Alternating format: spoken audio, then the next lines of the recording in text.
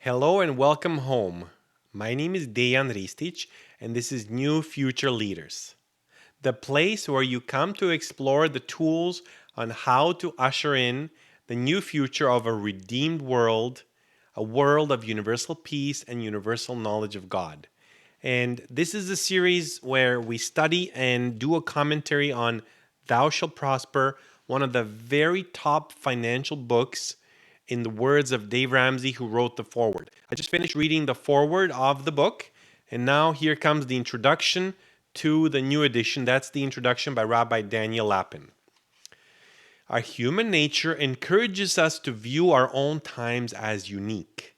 In every epoch, people think that things are truly different. After World War I, people really believed that wars would never again be fought. After World War II, people promised that genocides would never again be allowed to occur. After the terror attacks of September 11th, 2001, okay, side note, inside job, right, by the globalists.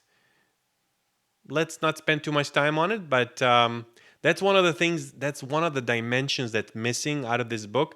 At least I haven't noticed even a single nuance that hints at the existence of the spirit of evil, right? The globalism, the Erev Rav, and the people who are sort of against the freedom movement. So after the terror attacks of September 11th, 2001, that's terror of the government towards the people, people said that the world would never be the same again. After the stock market collapse and that's the dark side of the government, right? I'm not talking about every government politician being on the side of evil. However, there is the shadow government, the deep state, and so that's who caused the terror attacks. It's not some kind of faceless. I guess it is faceless terrorism because we don't know the people who are hurting us in that case, right? But in any case, I'm not going to spend much time about this. I just want to state my dedication to the forces of goodness, and may God Almighty protect me and my family for speaking the truth. However, the truth must be told for people to wake up and to, with serenity, protect themselves and their families. Sometimes when we get angry about something, right, we can be pushed into our boundaries and we simply won't have it anymore. And we're going to associate ourselves with people who stand for goodness, people who stand for love, and people who stand for prosperity for you and for your family. So I want to attract people who stand for goodness, and I want to repel anybody who stands for anything else. After the stock market collapse and the international recession in early 2009, people said that everything has changed. Business will never again be the same. They were all right, while at the same time they were all wrong. Of course, things change. Along with death and taxes, change is a constant. However, the more that things change, the more we need to depend upon those things that never change. And the timeless truths never do change. War and genocide are not becoming obsolete. People will always travel. By the way, I just got an idea from, the mastermind. Like I don't necessarily, have a weekly mastermind, but I have a lot of people I listen to regularly. Like one of my favorites is Rabbi Yosef Mizrahi, Rabbi Alona Nava, Rabbi Mordechai Kraft, I listened to in the past, Rabbi Benzion Klatzko, Rabbi Michael Skobach, Rabbi Daniel Lapin. There is a gentleman by the name of David is his first name. His grandfather's name and the name of his channel is Elmer O. Locker Jr. And he has a school community, and I've been thinking about having a school community myself. It's basically like a paid community where people pay 10, 20, 30, 50 bucks, $100 a month to be part of a community where they get additional levels of access to a person, right? I consider myself as a high value male. I consider myself as a high value experienced person of, low levels of wisdom. However, still somebody who is a seeker of wisdom. and somebody who is staunchly affiliated. My sole allegiance, one way to put it is my sole allegiance is to God Almighty. And so the idea that I just got from, call it the mastermind, because like all the people that I'm associated with, our minds are connected, right? We wish for each other to succeed, and that success unfolds. And this video and these videos that I'm making, that's a testament to that success unfolding, because it takes a certain amount of confidence, it takes a certain amount of conviction, it takes a certain amount of faith that I will succeed, that putting these videos out is part of that success process, where today I might have 10 views, tomorrow I'm going to have 100, and the day after tomorrow I'm going to have 1,000, God willing, and then into the hundreds of thousands of views. And this is how we're going to change the world, brothers and sisters. This is how we're going to change the world. So this idea is, so as I study this book by myself online, right, we can have a weekly study session of this book and other books like Think and Grow Rich, The Law of Success, Neville Goddard books, and we could study the Torah, the Bible, right? Study the book with a commentary, right? The most important book to study. I have it right here. The Stone Edition Humash with the commentary in Hebrew and English. So let me sit on this, but God willing, very soon there's going to be an option where you're going to be able to log on to a school community and study some of these books in a Zoom setting, maybe a private YouTube live and or both of those, and might be $20 a month or $40 a month or something like that, something really nominal. And you're going to get the opportunity to actually sink your teeth into the study and discuss. And I'm going to help give you some coaching and some tips and help you come along. And you're going to help me too, because you might have some wisdom tips that I may not have heard before, or as I impart my knowledge and my experience onto you, I'm going to help improve. I'm going to be helped and improve that much more as well. So we help each other. So people will always travel. So war and genocide are not becoming obsolete. So see this is actually a Hashgacha Pratis moment also for me, because as we have active wars in the world, and wars are accelerating, and like the acceleration is accelerating as well, this too is for the good. Because as you realize how serious it is out there, like we have lots of places in North America, especially in the United States, there's been empty shelves already. And they say like, oh, well, the egg shortage in California is because of this, or this shortage is because of that. But really, the supply chain is breaking down, and the available food is becoming less and less available. And that's why you're going to see more shortages of food, and you're going to see more empty shelves, until eventually it's going to be a total collapse, God forbid. However, that's coming. Folks, men and women, as Rabbi Daniel Lapin says, happy warriors, time is running out. So I want to do, part of my message to you is that we don't have that much time left. So let's study. War and genocide are not becoming obsolete. People will always travel and trade. However, okay, they're not becoming obsolete yet, but this new future, a redeemed world, war and genocide will become obsolete. And we have the God of Israel to thank for that. So let's learn how to open up our channels of prosperity.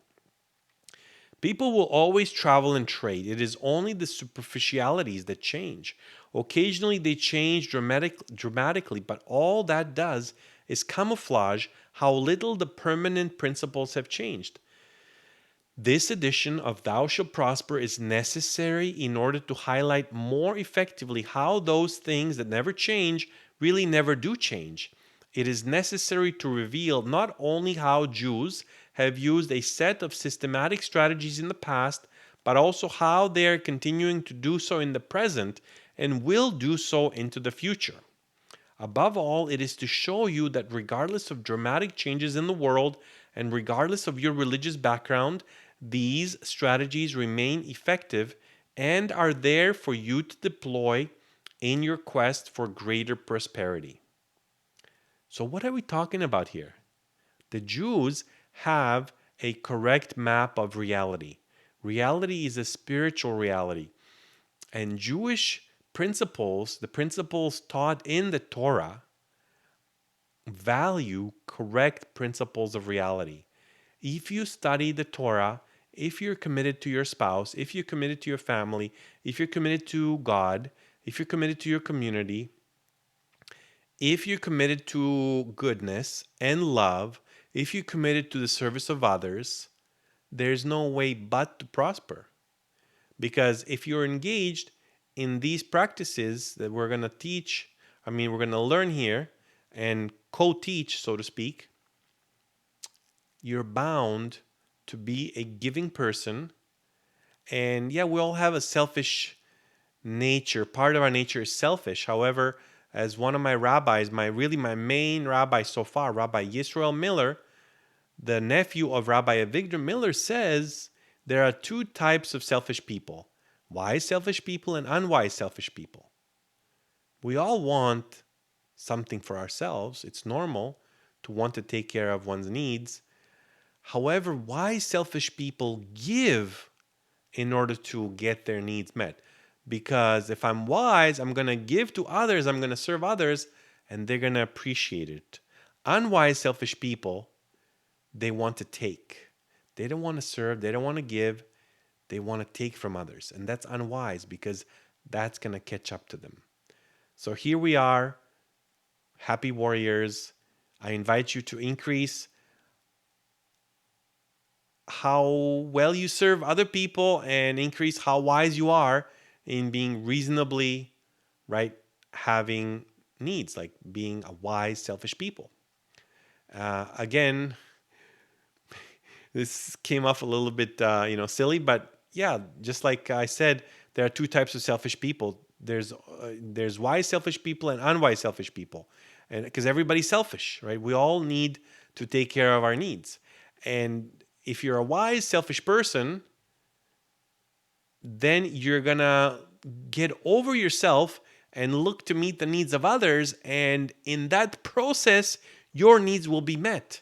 Or as Rabbi Alona Nava says, thank God I don't have any problems because I just pray for the problems of others to be resolved, and in the process of me praying for others, my problems are resolved. His problems being resolved ensues. Or here's another similar concept by Mort Fertel. I'm not sure where he got it from, but if we pursue meaningful goals, happiness ensues. We're not happy because we get something like right now. Like I get it right now, I already want something else. 5 minutes from now, I'm going to want something else. I have my coffee next to me. However, when I finish that coffee, 5 minutes later, I'm going to want something else. I'm going to want to, go for a walk or sit with my wife and have a connecting conversation or go to sleep or something else. Like I'm always going to want something. So in any case, I'm going to carry on here. Strategies remain effective and are there for you to deploy in your quest for greater prosperity. The bottom line is givers gain. As Business Networking International says, givers gain. It is only by serving other people's needs that my needs can be met. Mark Twain once wrote, "The Jews constitute but 1% of the human race. Properly, the Jew ought hardly to be heard of, but he is heard of." I think it's like 0.25% today. Has always been heard of. He's a successful businessman. The immense wholesale business of Broadway is substantially in his hands. 85% of the great and lucrative businesses of Germany are in the hands of the Jewish race. The Jew is a money getter. And so that's the first footnote. I'm not going to go through the footnotes.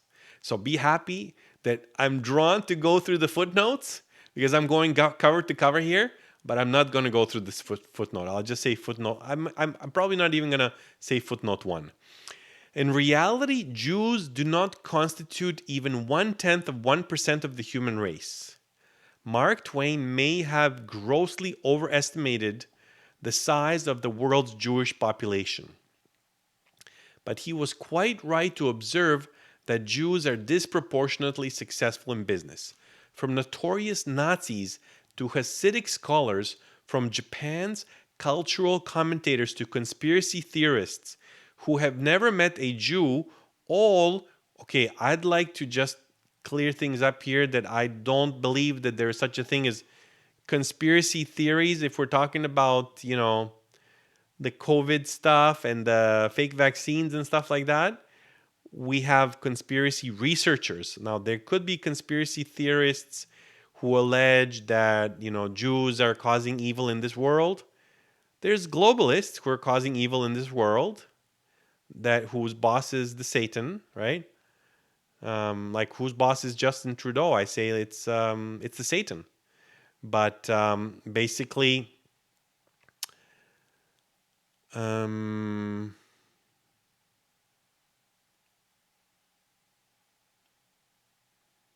anytime that I disagree with the book, I'm going to state that. However, I respect Rabbi Daniel immensely, and I believe that he very well may he's aware of these things, right? But you can't really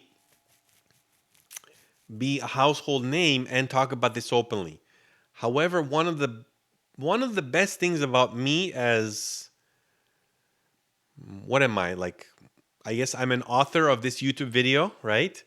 I'm a speaker. I'm a public speaker, and I'm looking to become more famous, more help more people, obviously, because I want to maximize my impact. But one of the best things about me is that I'm not going to sugarcoat anything. A lot of people are not getting the information today, just how little time is left, because too many people are sugarcoating too many things. And so you need to hear it straight up.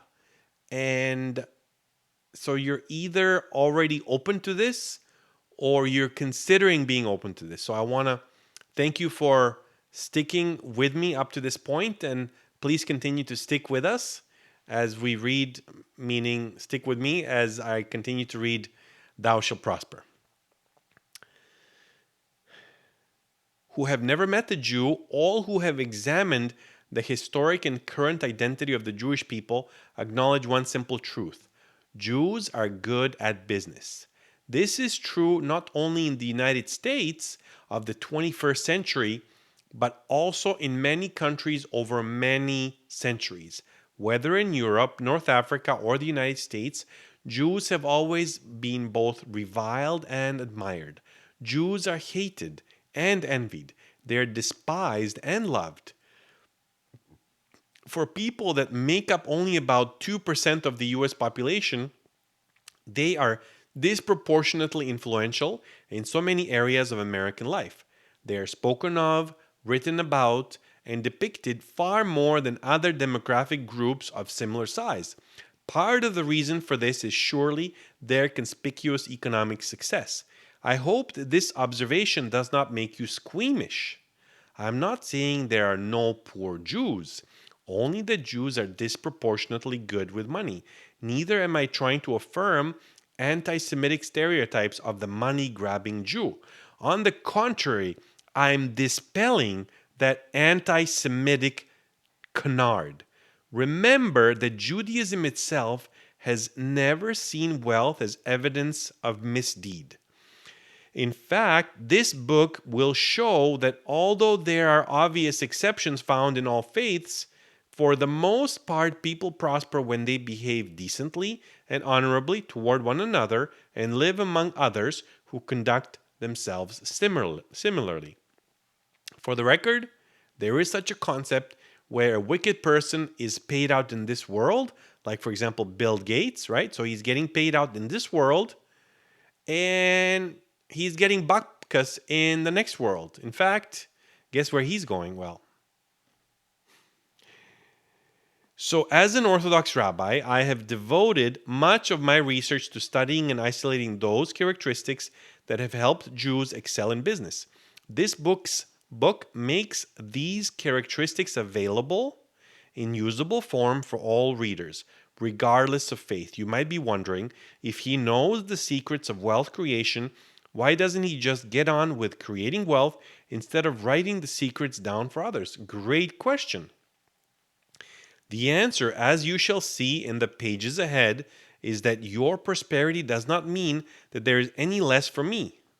My lengthy investigation into the accumulated wisdom of 3,000 years of Jewish scholarship reveals precisely the reverse. The more wealth that the people around me create, the more I shall benefit too. So, what does that mean? So, if I'm in a wealthier neighborhood, I can actually sell to wealthier neighbors and I can have a higher level of income myself. Now, there is an idea: high ticket sales. What is more, like many Jews, when I have faithfully followed the permanent principles you are about to study, I have prospered richly, and when I have foolishly abandoned them, I have failed. So, what do you want to do? Do you want to prosper richly, or do you want to fail? I personally want to prosper richly. Let's read on. Stick with us. Very, very valuable insights. It's really how to get rich. This is a how to get rich book. It's thou shalt prosper. It's how will you improve your prosperity. Okay, subsection of the introduction. You do want more money, don't you? I'll repeat that. You do want more money, don't you? Don't be embarrassed to admit that you want more money. Think of all the good things you could do if you had more discretionary income and more accumulated assets. Think of how much better you would sleep at night if you owed less money. My friend Dave Ramsey, who wrote the foreword to this volume, and his marvelous organization is devoted to helping people reduce debt. Owing less money is exactly the same as having more money and is a necessary precondition for building wealth. I'm not suggesting that you corrode your soul with a deep sense of discontent. You can be very happy with your life and grateful for its many blessings while simultaneously desiring more. I'm going to read that. That's a doozy. You can be very happy with your life and grateful for its many blessings while simultaneously desiring more. That doesn't make you an ungrateful, whiny person. So, would you like more money? Just say, yes, I would like more money than I now have. Yes, I would like more money than I now have. Not only do I think you want more money, I sincerely hope you want more money. The more money you want, the more you'll be willing to work and produce for me and for countless other people. It makes me happy to know that there are many humans just like you out there, all eager to have more money and therefore all eager to do things for me. One of the ancient Jewish sages, Ben Zoma, once found himself in a crowd of people. Some around him were probably complaining about being jostled by the masses. Ben Zoma laughed joyously and said, "Blessed is the Creator who has created all these people to serve me." Continuing, he mused aloud, "Think what Adam had to endure before he could eat bread. He plowed, he planted, he reaped, he bound the sheaves, he threshed and winnowed, he ground the ears, and he sifted the flour, he then kneaded and baked, and then at last he ate. Whereas I get up each morning and find all these things done for me. How much did Adam have to do to obtain clothing? He had to shear sheep, wash the wool, comb it, spin it, and weave it. I get up each morning and find all these done for me. All kinds of craftsmen come to the very door of my house, and supply me with whatever I need." Like Ben Zoma, I see other people as vital contributors to my well-being. However, all this is true only if you really do want more money. If you are living on a park bench, panhandling passers-by and feeling quite content with your life, you are unlikely to be motivated to do anything for me.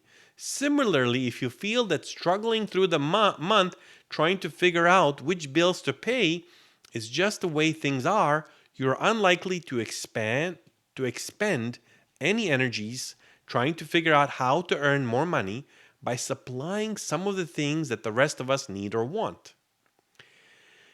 If you feel you have made more than enough money and that now you should devote your years to improving your golf handicap, well, you aren't much good to me either. Although many different kinds of people in diverse situations are helpful in one way or another to their fellow humans, there's one group of people that is truly useful to everyone else. Those people eager to earn more money. If you're in that group, then this book is for you. The recipe. You don't have to aspire to drive the Indianapolis 500 to learn valuable life lessons from the great racing driver Mario Andretti. He could probably teach you much about handling stress in everyday life and extracting peak performance from yourself. Likewise, you don't have to be Jewish to have access to the lessons of wealth that have been a part of traditional Jewish culture for centuries. So, again, this book gives you access to the lessons of wealth. You're getting access to the lessons of wealth. Here's to that.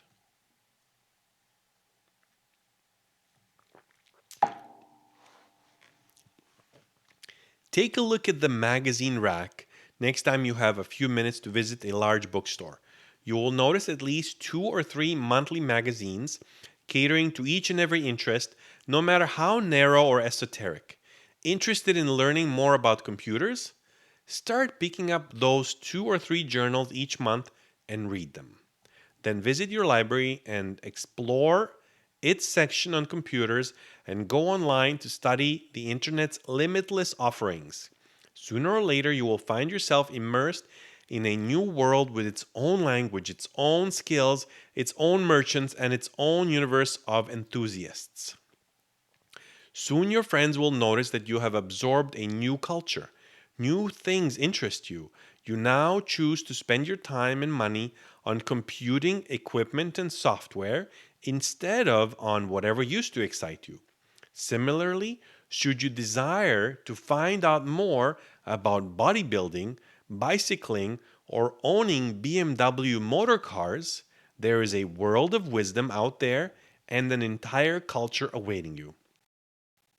Making money is not so different than other interests.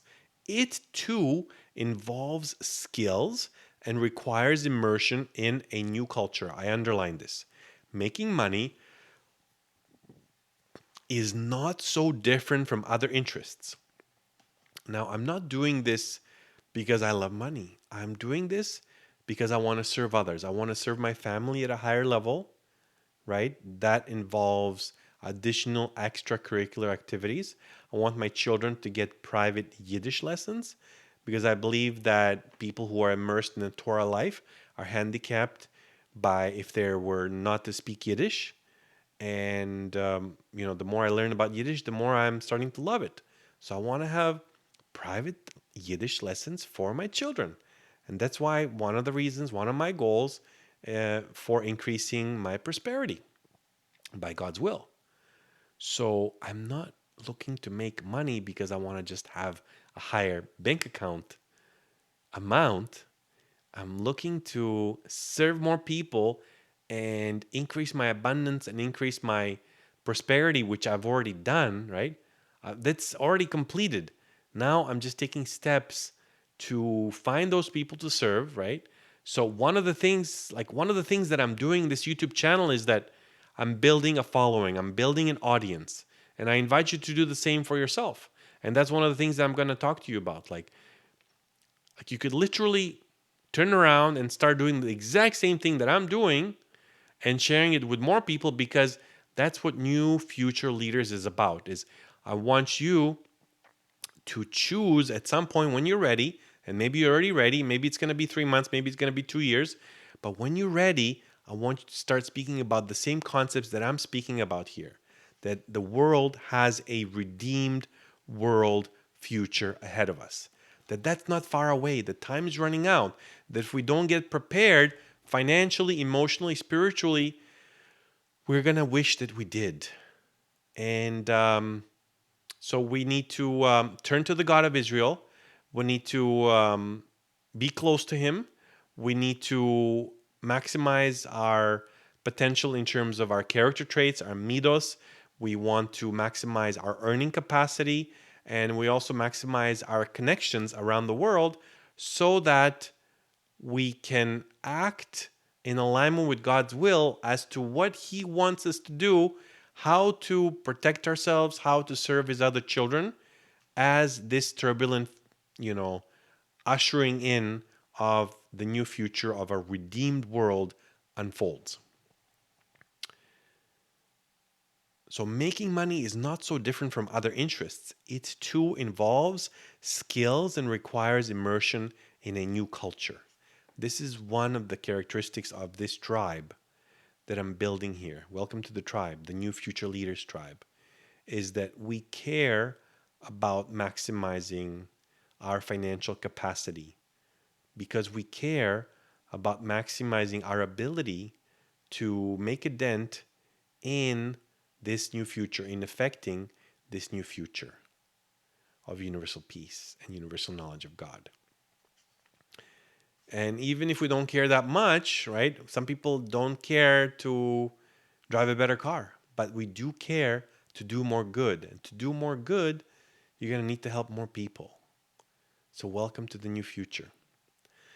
The one difference between making money on the one hand, and bicycling or computers on the other hand, is that the latter are some of the things you might choose to do with some of your time. You might take slices out of your life to indulge your hobby. You might devote an hour each day to working out at the gym. Although these activities enrich your life, they occupy separate little cubby holes in your existence. They don't much shape how you live the rest of your life.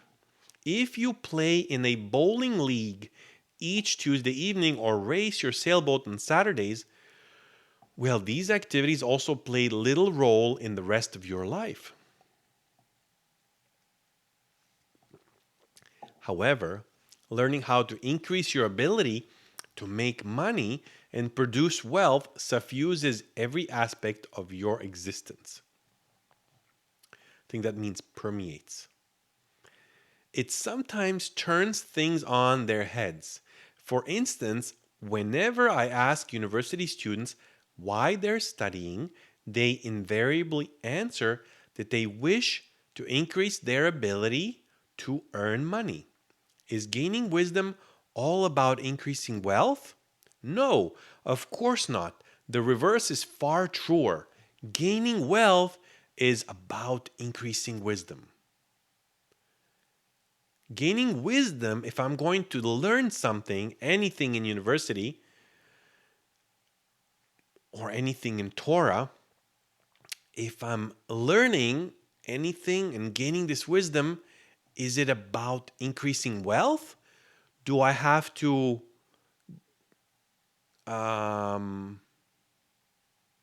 let's see. I definitely need to increase my wisdom to increase my wealth, but I don't need to increase my wealth to increase my wisdom. So, yeah, for me, this is a little bit of an abstract, sort of slightly like I would like to just really like the way that I work is when something kind of like tickles my mind like that, confuses me a little bit, and I want to like really think it through, I write it down. I draw a schematic for myself. Like I make arrows, I explain the relationships, right? I do have 2 engineering degrees. So one of my fortes is like understanding things deeply. And sometimes something comes to you like this, and sometimes it takes a little bit of like chewing on it to really get it. So if anything that I read here or I discuss here is not coming to you like naturally or immediately or easily, that's okay. I would recommend just simply listening to it in its entirety, like the whole book. I'm looking to have the whole book on tape, so to speak, here with my commentary. And I will email Rabbi Daniel Lapin because several years ago I got into personal contact with him by email. So I'll email him to get his okay, God willing, for this commentary. And if not, I'll take these videos down. So if the video is still up in a couple of months, you know that either he hasn't responded, which I trust he will, or he just simply has approved the initiative and is happy that I'm doing a commentary on his book. So thank you, Rabbi Daniel Lapin, and thank you, God Almighty. So the reverse is far truer. Gaining wealth is about increasing wisdom. So what it means to me is that to gain wealth, I need to increase my wisdom. But to gain wisdom, I don't need to increase wealth. You could be a hermit with no visible social life at all, yet build your own computer and write your own software. Very rarely does a person accumulate wealth without acquiring social skills.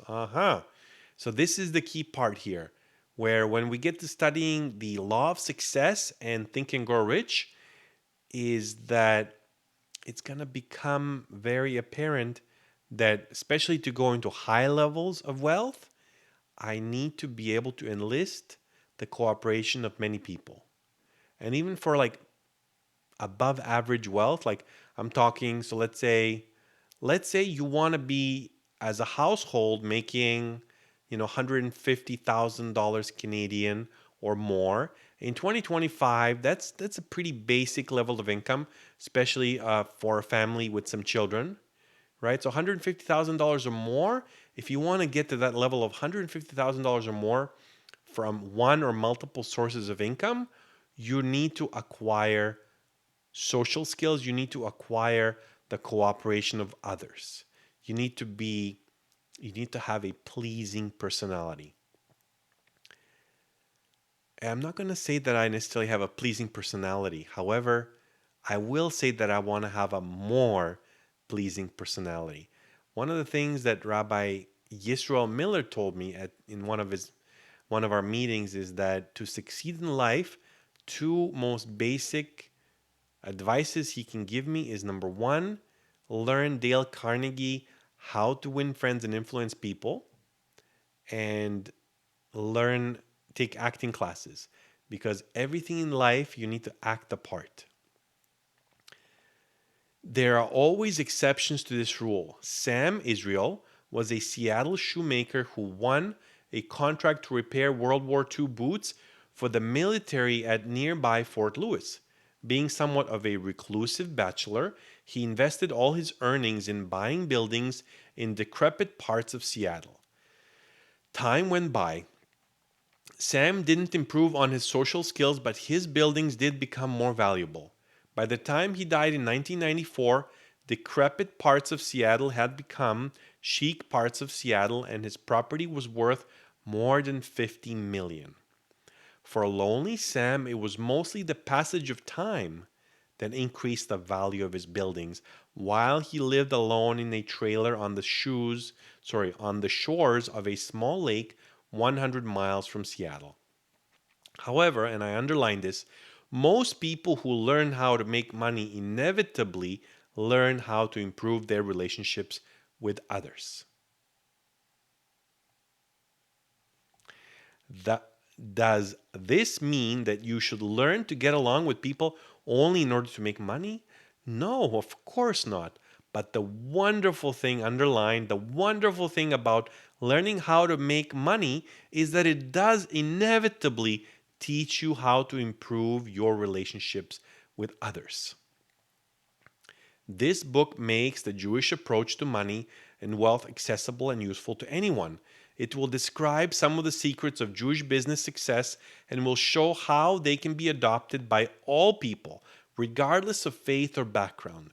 You will explore this culture that has produced such vast wealth throughout history, and you will find the tips, tools, and techniques that you will apply to your life.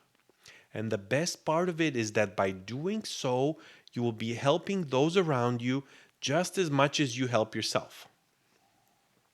By doing so, I'll be helping those around me. Okay, so what am I doing?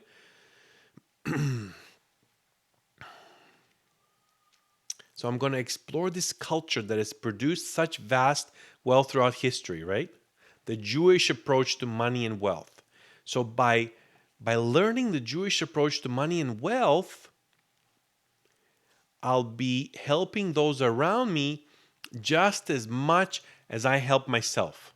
So as I get more skilled in relationships, like not to manipulate others, but simply to serve them in a better way. And also, like one of the things that we're going to be studying consistently is like how to basically be healthier psychologically and emotionally and spiritually in relationships by like looking at some of the codependence factors in relationships. And I've done some at least one video that includes a meditation on codependency, right?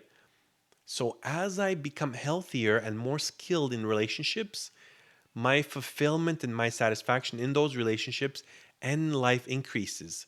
And then I become the type of person that other people want to say yes to that much more than before. As I become healthier, as I become more skilled, as I become more accomplished, as I become somebody who has helped more people along the way in my life, now it's not a linear relationship, right? It's going to become exponential because it's going to become that much better over time, like that much more powerful. My impact on the world is going to become that much more powerful. Buckle up, Dorothy. Kansas is going bye-bye. Let's get to more learning. Before identifying the powerful wealth producing concepts that lie at the roots of success, I need to dispel some incorrect notions. 4 false theories about Jewish business success. If you're following in this book, this is page 6 in what's it called? Revision 2, edition 2. Page 6. 4 false theories about Jewish business success. There are 4 popular but false theories that are frequently advanced to account for Jewish business success. I will debunk each in turn and then explore the truth. As with most falsehoods that endure, tiny kernels of truth are found in some of them. The falsehoods gain credibility from the tiny truths they contain, but they obscure our investigation until put to rest. These 4 popular theories are: 1. Spurred by anti-Semitic persecution, Jews evolved by natural selection into a race of money-making geniuses. 2. Jews cheat.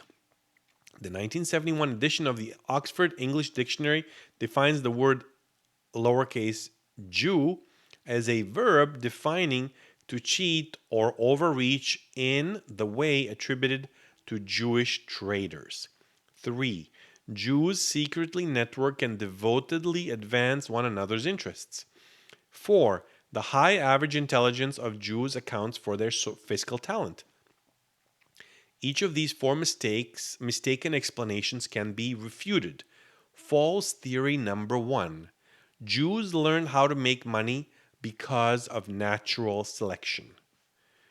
This first explanation suggests that whenever Jews were persecuted, poor Jews, unable to bribe their way to freedom, were caught and killed, whereas rich Jews procured their escape and survived free to breed. In order to take this explanation seriously, it would be necessary to believe in a sort of a money gene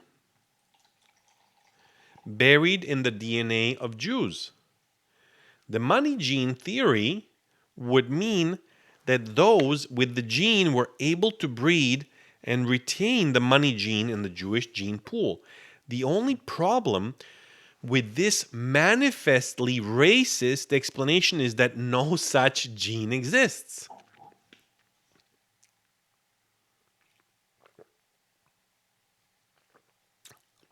However, Jewish philosophy says, I believe this is the Lubavitcher Rebbe, the latest Lubavitcher Rebbe, think good and it will be good.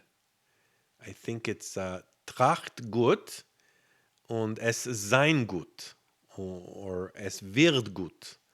something like that. So think good and it will be good. So there's that spiritual aspect that by thinking good, and also very, very key, the most important really, is feel good. What is this new future we're looking to effect? I'm not going to tell you the manifestation, but there is a manifestation that I fall asleep to, and I'm thinking it and I'm feeling it, and it involves a state and a situation and a setting in the redeemed world. And so, where are you going? Where do you desire to go? Three groups of people I want to attract to this channel: people who are dedicated to the Torah, people who are, right? So, that would be like people whose faith is Judaism or who are exploring Judaism, people who are Christians or of other faiths who are neutral or open, like they're friendly to Judaism, and then people who are on a spiritual journey who are also either neutral or open and friendly to Judaism. And why am I mentioning this? Because, right, if we can agree that Judaism has a valid point, not only if you don't think it's truth, at least I hope and I expect you to believe and think that it's a valid stance on this future that's effectively imminent. We could easily be less than 20 years away from this redeemed future. 2025, right? 2045 or less or sooner, God willing, we will have seen, and again, we can't be certain, but indications are that this is imminent. God willing, we will be living in a redeemed world. So, this is kind of one of the characteristics of the tribe, is that we're open and we're welcoming. If this were to be true, like even if you don't believe Judaism is true, even if you don't believe the Torah is true, but if we can have universal peace, and if you can be safe and protected through this future, right? And if you can prosper, moreover, through this future, through this unfolding of this future, hey, wouldn't that be a wonderful thing? So stick with us. Let's keep learning. False theory number 2: Jews cheat to get ahead. The second fallacious theory suggests that Jews seize an advantage in business by cheating or by using excessively aggressive business practices.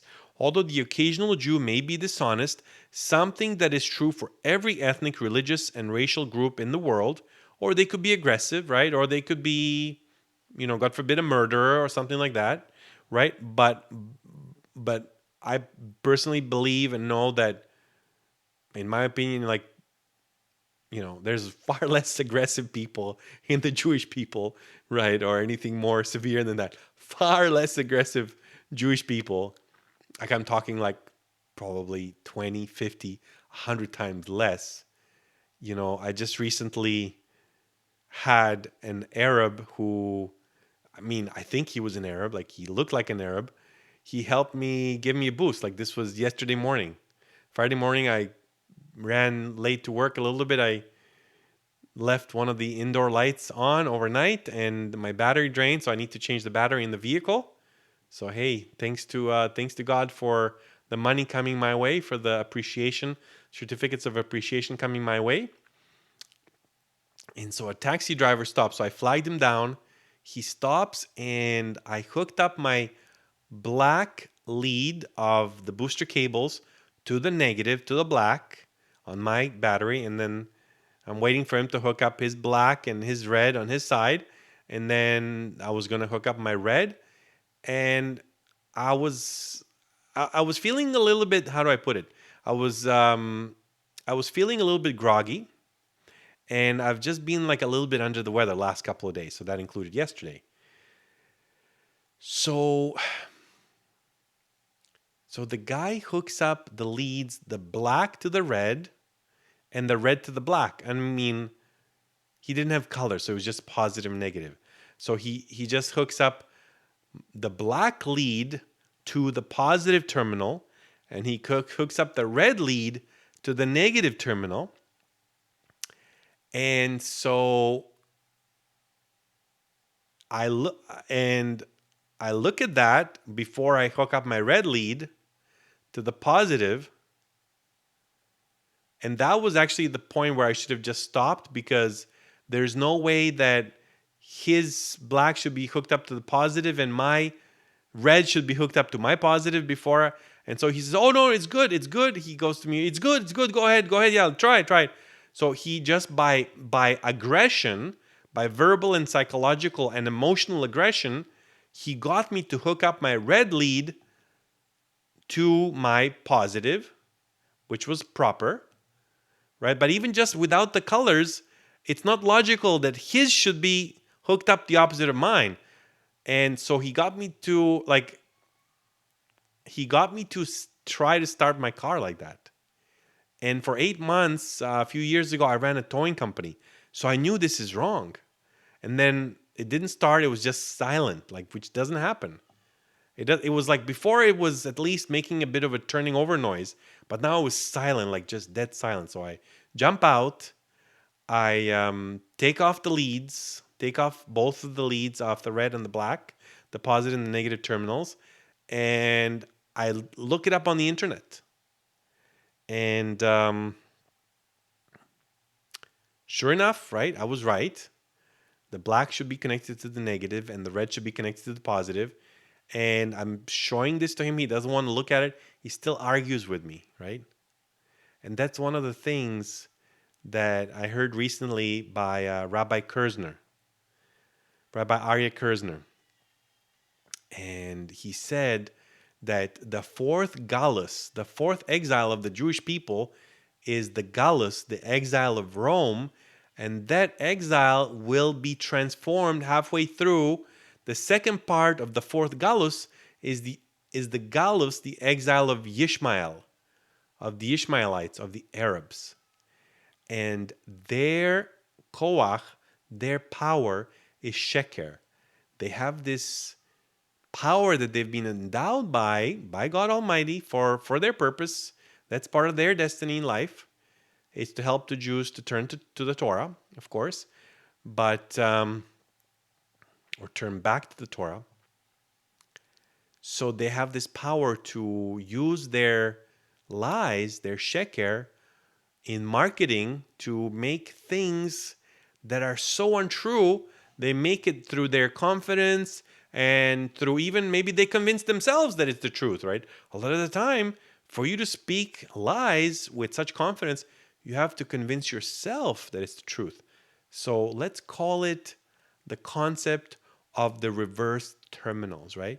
Where what you think is truth, what are lies you think is truth, and what is truth you think is incorrect in our lies, right? So this Arab is verbally aggressively telling me, no, no, no, no, I'm certain. He says to me, I'm certain this is the way it is, right? And I said to him, and we're talking in French, and later on I thought maybe his English was his stronger language, because he was kind of talking to me in French and English both at the same time. Later on, he asked for money for this, which I was fine to pay. He ended up boosting me the right way, and I sent him $20. I offered him, he wanted money. I offered him 50. He said, no, 20 will do. He gave me his email. It's a yahoo.fr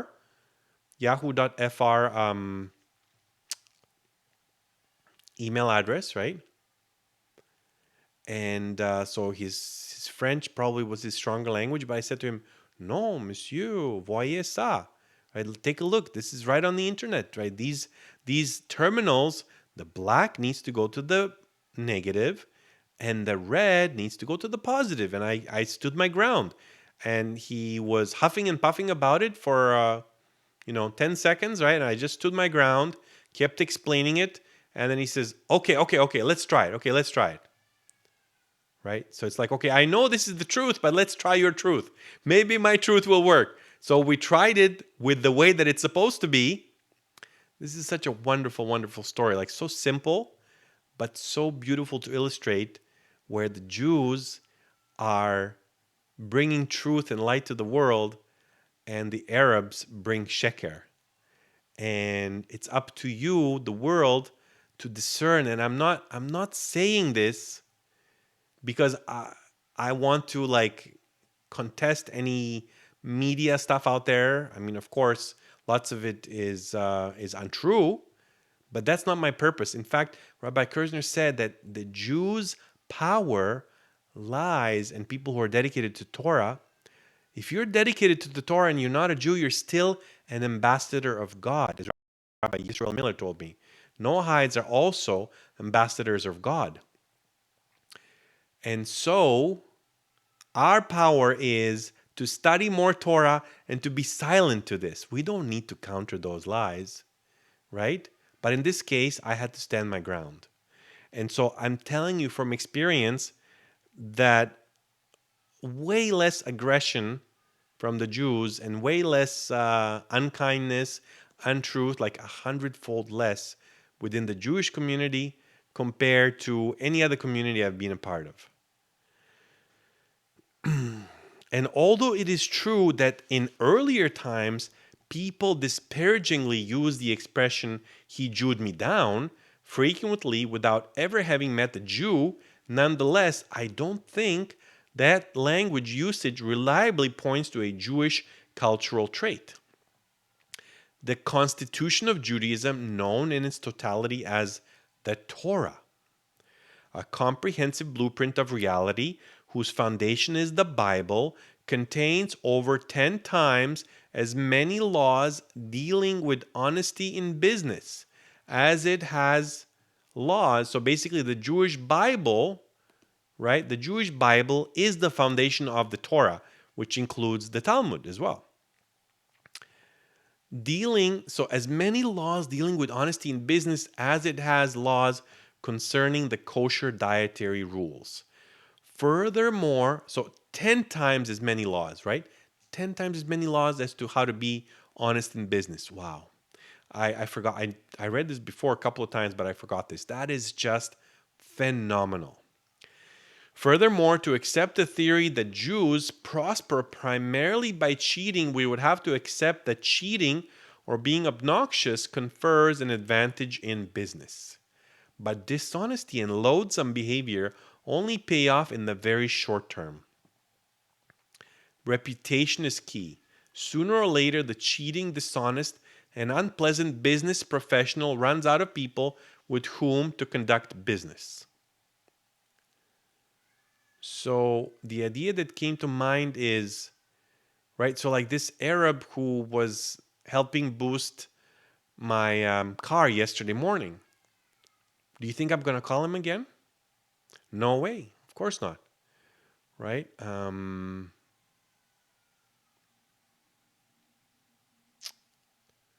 Let's see here. So dishonesty and loathsome behavior only pay off in the very short term. Like had I succumbed to his insistence that the terminals were arranged properly, I would have killed my battery. I don't know if I could have damaged my starter. If I definitely could have potentially damaged my electronics of the vehicle, right? Like I wonder if he did that intentionally. I don't need to go there. I don't need to consider whether he did that intentionally or not. But definitely he was positioned to hurt me.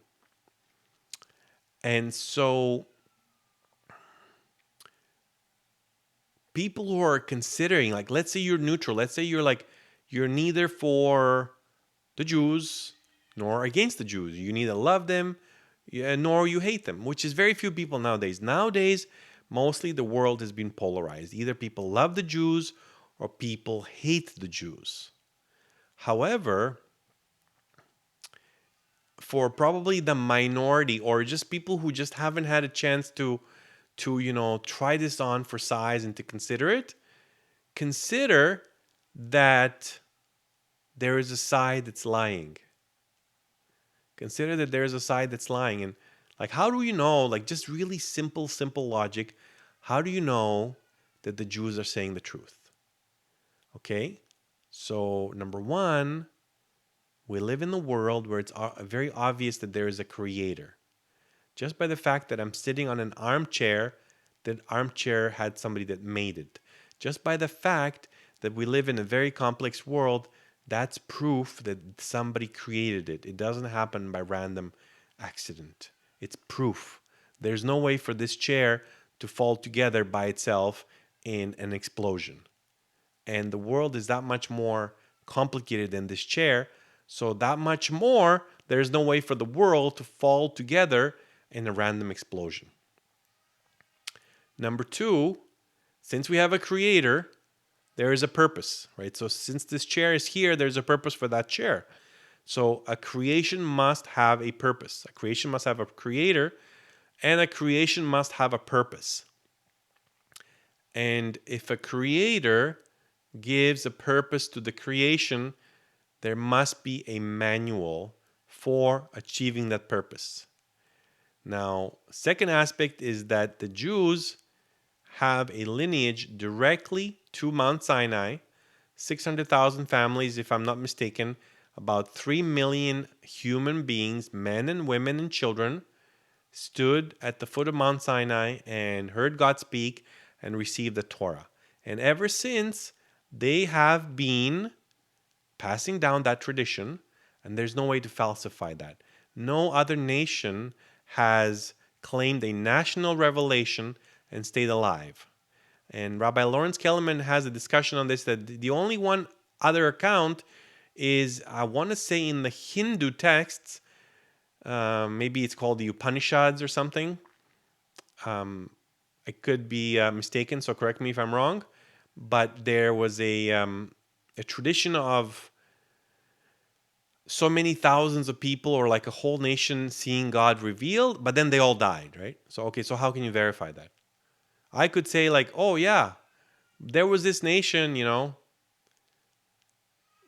Anyway, so the Jews were the only one who had a national revelation in history of mankind, of humankind. And so there's no way to falsify that. Guess how? How do we know that? Well, the only way to falsify it is somebody comes along and says, if it never really happened, somebody could come along and say either to somebody, hey, Jewish people, and Rabbi Lawrence Kellerman, he calls that Fred. He calls that person Fred. Fred comes along to Jewish people today, present theory, and says, hey, you all heard God speak, right? That's the present theory. You all heard God speak, right? And he gave you the Torah, and here's the Torah, right? And now imagine if you said this to, whatever, 3 million people of any nation, right? They're going to be like, get out of here, right? They're not going to take that. Nobody's going to believe somebody who is trying to put them up to something. That's not true. Then the past theory is that Fred goes, oh, all your ancestors heard God speak. And again, he's going to be laughed out of the room. He's going to be laughed out of there. Nobody's going to say, oh, really? Oh, you have the book that our ancestors received and they heard God speak, but we don't know anything about it, right? So nobody's going to believe him. And then the third theory is the future theory is like, oh, you're, right? It's really inconceivable, but let's just go through the logic. So you, Jewish people, or you, any nation that's about to receive the Torah, you will hear God speak and he will give you that book. And by the way, I already have it here. So here you go. Right? So that doesn't logically make any sense whatsoever. So the future theory is not applicable. The present and the past theory are impossible. We can all agree on that, right? If we can agree on that basic possibility, then we know that since the Jews have an unbroken record, you can actually go in writing in historical documented proof all the way back to Moses, Jewish rabbis' traditions and Jewish people's traditions, all the way to the giving of the Torah. It's an unbroken tradition, and we have a chain of witnesses that's unbroken. And there's no way to falsify a national revelation. And that's where we know who's telling the truth. And if you just heard this and you're still, against the veracity and the validity of the Jewish permission to receive, that they have that's a very valid point, that the Jews have received the Torah and are here to be a light to the nations, then you may be somebody who just simply by your spirit, by the spirit of evil, by the spirit of Esau, you don't like the Jews. You hate the Jews because you hate God, and I don't wish you ill. Carry on your merry way. But I'm here because I stand for goodness. I stand for God. I stand for light. I stand for serving people. And so, with that, I'll continue to read. In contrast, the story told to me by Southern California investor and healthcare entrepreneur David Holder is typical. David became his family's breadwinner. So we're on the false theory number 2, Jews cheat to get ahead, right? And I had the whole story about the battery boost by the Arab yesterday morning. David became his family's breadwinner at the age of 13 when his mother was abandoned in the small town of Moorhead, Mississippi. Its population then was 1,500. You get to know folks pretty well in small towns. Struggling to support her family, Mrs. Holder worked as a waitress in a local cafe. David remembers being 13 years old when his mother sent him out to seek work. You must find work with one of the 4 Jewish families in town, she insisted. Start off by asking Harry Diamond to give you a chance. Harry Diamond, member of the Moorhead City Council, ran the haberdashery store, Diamond's department store, that his late father, old Mr. Diamond, had started decades earlier. Harry hired the young boy and became his mentor, friend, and boss. David worked for him until he was 18, and to this day, David credits Harry Diamond's lessons and generosity with much of the enormous success that he has since enjoyed in business. So that's David Holder. He's a Southern California investor and healthcare entrepreneur. As I traveled the country lecturing to many different groups, countless Christians have shared similar fond memories of warm friendships and honorable partnerships with Jews. Given the large numbers of long term partnerships and business relationships that people of all backgrounds have enjoyed with Jews over the years, I have to dismiss this second theory.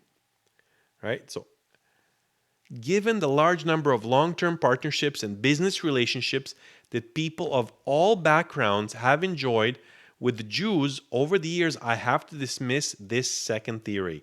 The Jews cheat to get ahead. So dismissed. False theory number 3. All Jews belong to a secret network.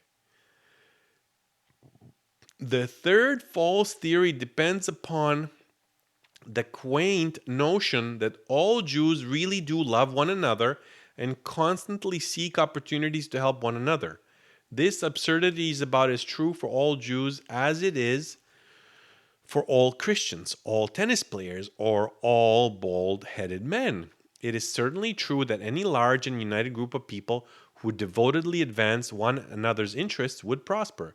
As a rabbi, I would have to admit, sadly, that as desirable as such fraternal feelings would be, it is simply not the case among American Jews. Now, I happen to believe that people who have the spirit of goodness should support each other. So if you send me a message, if you put it in the comments, we should have a network of businesses, of entrepreneurs who have a mastermind together that are dedicated to goodness, that are dedicated to love, that are either neutral or supportive of the Torah. Jews argue about everything. Somehow, the more involved in Judaism and the Jewish community that Jews are, the more frantic and intense their arguments seem to become. As the following joke illustrates, Jewish argumentativeness is so well known that it's central to the culture. This is a story. A young scholar was invited to become the new rabbi of a little old synagogue. During his very first Sabbath service, a hot debate erupted as to whether people should stand or sit during the reading of the Ten Commandments. Next day, the rabbi visited 98-year-old Mr. Katz in a local nursing home. Mr. Katz, I'm asking you as the oldest member of the community, said the rabbi, what is our synagogue's custom during the reading of the Ten Commandments? Why do you ask? asked Mr. Katz. Yesterday we read the Ten Commandments. Some people stood, some people sat. The one standing started screaming at the one sitting, telling them to stand up. The one sitting started screaming at the one standing, telling them to sit down. That, said the old man, is our custom. Sadly, the argumentativeness often overflows into personal hostility. Here's another story about two Jews. Unfortunately, this one is not a joke. It is just as typical of what happens to Jewish partnerships that sour as it is of what happens to such partnerships between people of any faith. Jeffrey Katzenberg, former studio chief at Disney, left his old friend Michael Eisner, chief executive officer CEO, in 1994 after Disney chairman Eisner denied him a sought after promotion, right? So Eisner was the CEO, and Katzenberg was the former studio chief. And he wanted a promotion, and he didn't get the promotion, so he left. He left Disney. The hostility escalated for about 5 years until it exploded into a court case. Katzenberg, the one who left, filed a civil lawsuit against Disney and sat quietly as the man who was once considered his closest friend,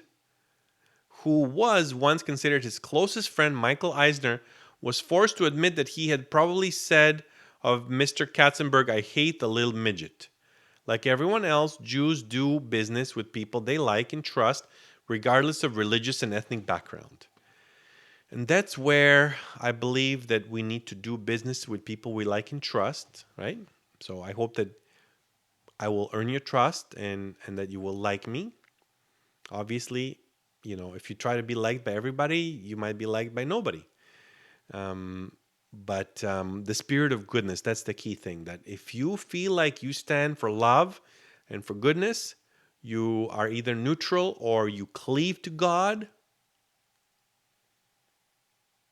Stick around. False theory number 4. Jews are smarter than everyone else. The fourth false theory for Jewish business success is that as a group, Jews possess unusually high intelligence.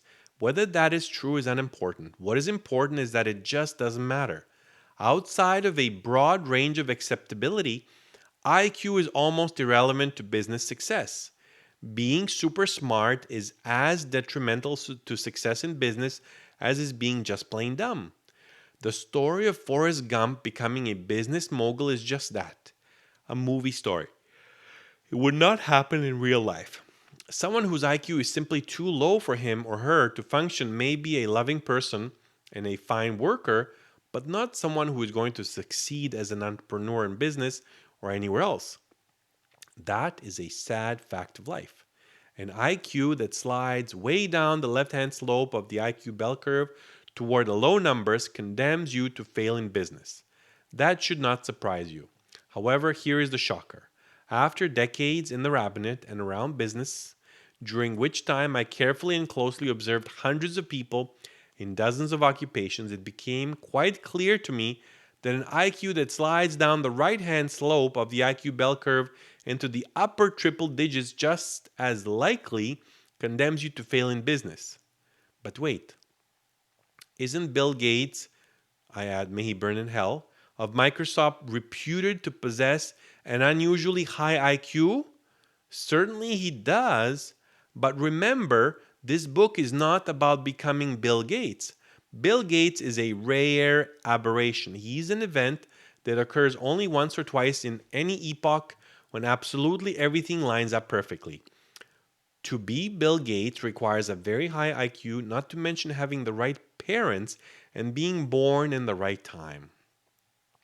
However, to be astoundingly successful in business, say as successful as Sam Walton of Walmart, one need only possess an IQ that falls within a very broad range of acceptability.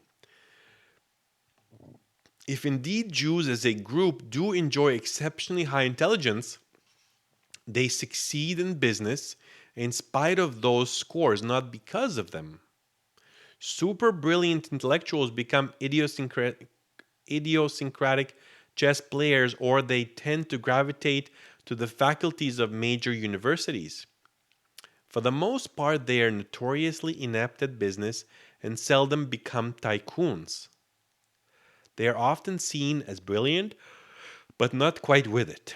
For every Thomas Edison who was brilliant and became affluent through his brilliance, more brilliant for success for business, obviously intelligent enough, but not brilliant like Nikola Tesla, right? There are many more stories of creative inventors who died penniless and whose inventions were later utilized and marketed by a much more normal person who made his or her own future. The good news is that although it is very difficult to increase one's native intelligence, it is considerably easier to learn how the world works. Okay, so I'm going to reduce my commentary here and just buckle down on the reading itself because there's 8 pages left of the introduction. It's gonna make a nice little complete whole for tonight for me for this reading session. The true explanation for Jewish success in business and money matters. The true explanation. If these four theories are false, what then does account for the fact that in country after country, century after century, Jews have consistently been at the top of the economic scale despite battling prejudice and roadblocks every step of the way? Before I answer that, I should tell you a little more of what you can gain from this book. Right? What then does account for the fact, right? I should tell you a little more of what you can gain from this book. Although Americans believe in each person's ability to carve out his or her own life, it is childlike not to acknowledge that each person is born with certain gifts and blessings. People like to think that everyone is born equal. However, some win the geographic lottery by being born in a free and prosperous country, while others lose. Some win the genetic lottery in looks or athletic skills, while others do not stand out in these areas. No matter how wonderful a human being I might be, I'm never going to be chosen to succeed Queen Elizabeth as England's next monarch. No matter how much I love music, and no matter how hard I practice on my piano, I'm unlikely to succeed in becoming the conductor of the Vienna Philharmonic Orchestra. My son may enjoy sports, but with genetically determined height limitations, he's not going to be able to go one on one with Michael Jordan. These limitations condemn nobody to a life without power, music, or athletics, but each person begins life with a head start in some area and a handicap in other area. I had the great blessing and advantage of being born into a family that took God's word, the Torah, most seriously. Also, for generations, my family has devoted itself to probing and understanding thousands of years of Jewish scholarship that has emanated from the oral tradition of the written Torah. Most everything of value that I have learned about money and economic success is derived not just from my very limited personal experience, but chiefly from history's most enduring longitudinal study of the psychology and sociology of a financially successful people. The principal foundations of this 3,000-year-long study are captured in Talmudic and Kabbalistic sources that can be fully comprehended only in their original Aramaic and Hebrew and in cultural context. They form the bedrock of my own belief system. It is the prism that resolves reality for me into its principal colors. It has deeply influenced my values and professional opinions, and I never tried to conceal that. The Torah has much to say about financial interactions. Although originally delivered to the Jewish people, Many of the principles are universal. Good news, hey? And are as true for any one individual as they are for any other, regardless of religious affiliation or lack thereof. These ideas constitute the core of this book and can be useful to you regardless of your background. I have no ability to make you wealthy enough to find your way onto the Forbes magazine list of the 400 wealthiest Americans. I cannot rule it out either, but I would be foolish to guarantee you that stratospheric level of financial success. The techniques of this book will put you onto the road to maximizing what you can accomplish. You take it from there on your own. I don't believe that you can train to become Bill Gates or Warren Buffett. Folks, did you know that Warren Buffett owns 3 different multi-level marketing companies, 3 different level network marketing direct sales companies? So there's obviously something about network marketing that Warren Buffett, who is a very wise man and successful and accomplished man, knows. These are unique individuals for whom many factors of talent and timing come together in an almost magical way. Similarly, I don't believe that anyone can promise a budding artist that he or she will be the next Michelangelo or guarantee that following a certain set of rules will make you president of the United States. But there are very specific steps one can take that will help one become a better artist or a more successful politician than one might otherwise have been. In the same way, there are certain steps one can take that will lead one to greater financial achievement. Considering the disproportionate number of Jews on the Forbes 400 list each year, it seems that Jews do possess knowledge of the steps to take in creating wealth. Jews constitute about 2% of the US population. That means that there should be about 8 lonely Jews on the Forbes 400 list. In reality, depending on the year, there are between 60 and 100 Jews on this prestigious list. Similarly, data for the more average population reveal that the percentage of Jewish households with income greater than 75% is double that of the non-Jews. I shall identify those steps that have made this success possible and present them to you. Following those steps may not bring you to the attention of Forbes magazine, but doing so will help you make far more money than you now make. It will help you help a lot more people than you now help at a much higher level.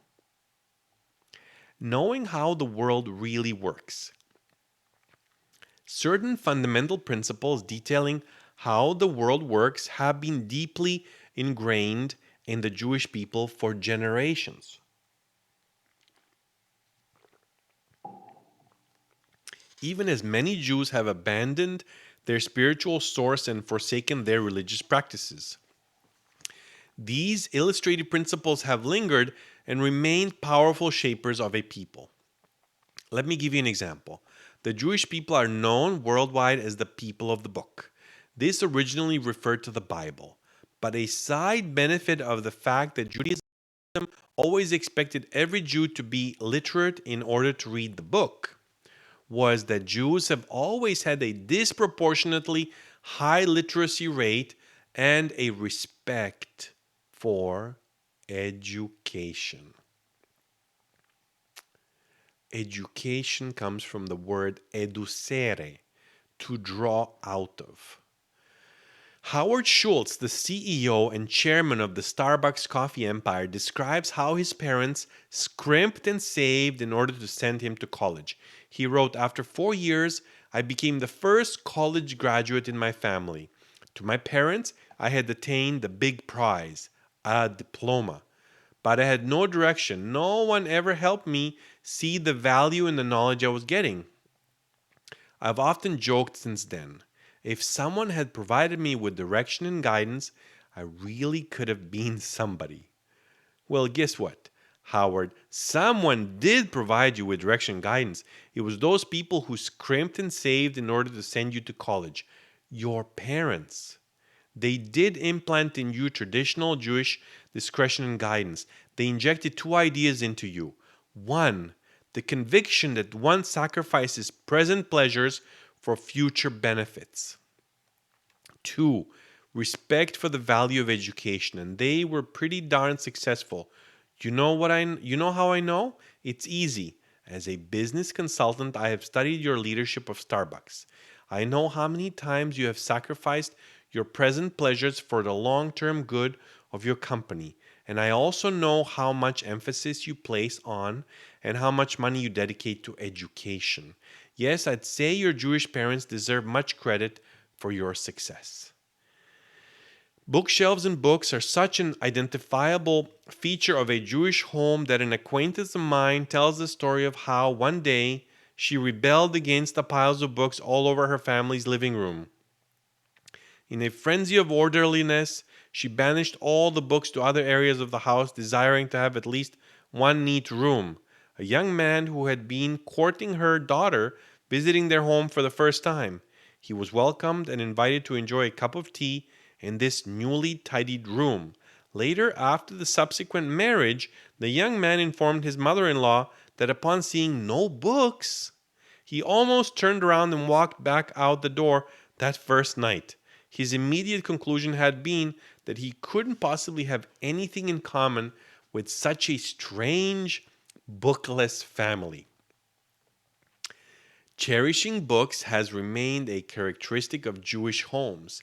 And by the way, so if you want your children to cherish books, guess what? The iPad will have to go and the TV will have to go.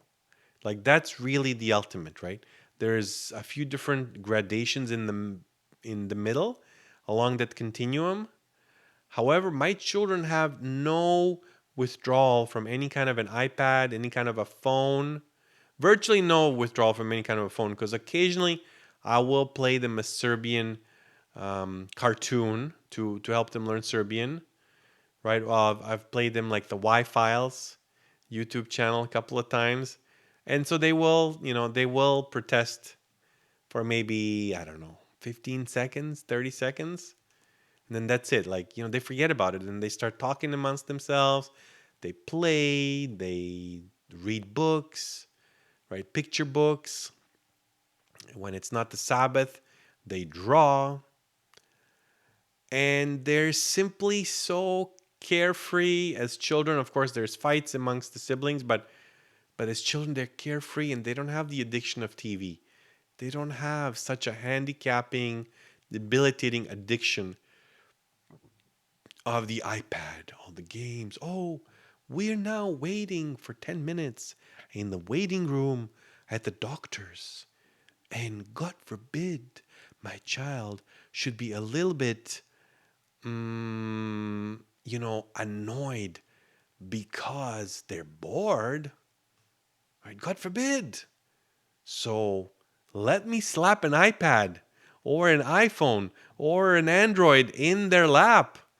And by the way, if you're doing that, right, and my children have held a phone in their hands, in their lap, very, very, very infrequently, but sometimes we can resort to that and play a meaningful program for them. But make sure you put a pillow underneath them.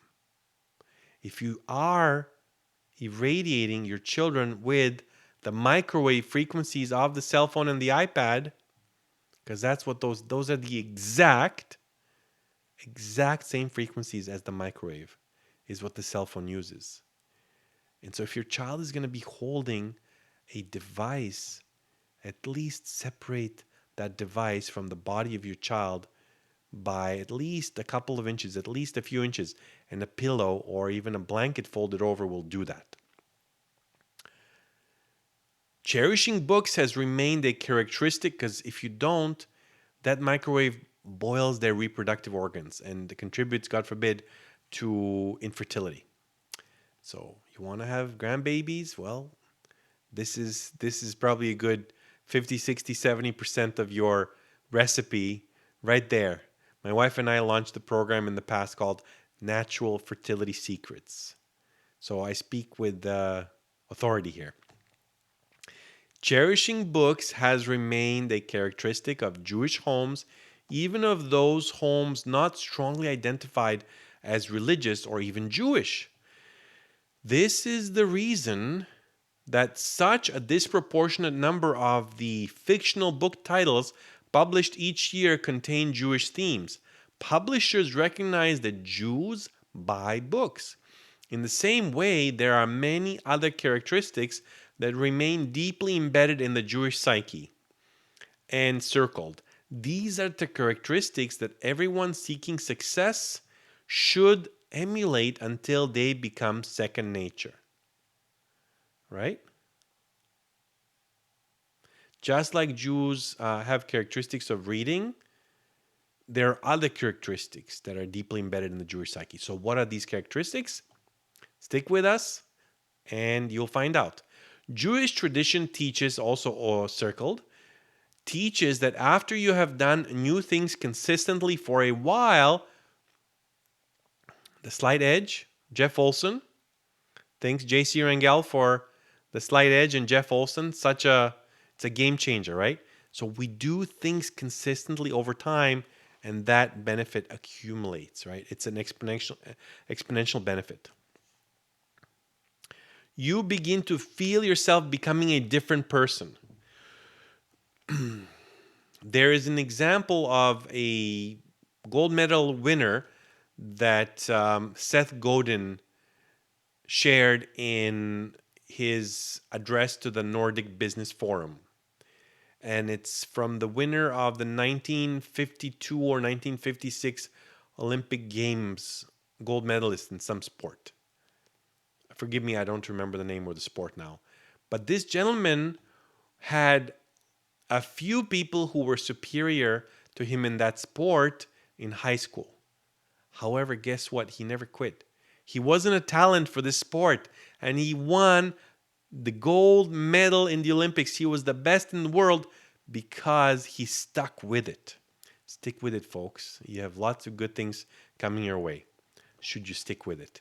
One example that probably everyone has experienced is contrasting how you feel at the beginning of an exercise regimen with how you feel once you have been at it for a few months.